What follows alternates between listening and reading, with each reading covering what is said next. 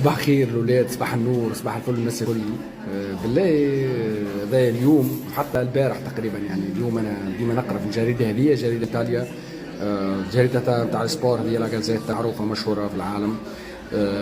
شوفوا كيفاش معناتها راهو من النادر جدا نشوف الصحه ولا العناوين بالطريقه هذه، معناتها مونديال كامل نتبع فيها انا نلقاش معناتها يعملوش عنوان على منتخب عربي كبير كيما هكا، ما الا اول مره يعملوها على المنتخب المغربي. يعني العناوين كلها على المغرب وعلى منتخب المغرب، يسباكا المونديالي، يكسروا المونديال، يحكي على المغاربه.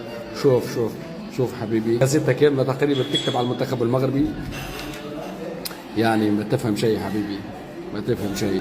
العالم ما فهم شيء، العالم حاير في ناس هذوما، حفظوا لهم اساميهم.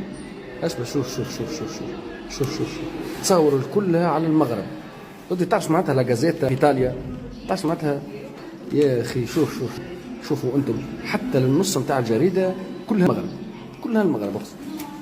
شوف راهو مش عادي هذا، مش سهل باش يوصلوا معناتها يحطوك في باج كيما هكا في جورنال معناتها كيما لا جازيتا ولا لي موند ولا فرانس فوتبول. راهو مخك يحب بسهوله.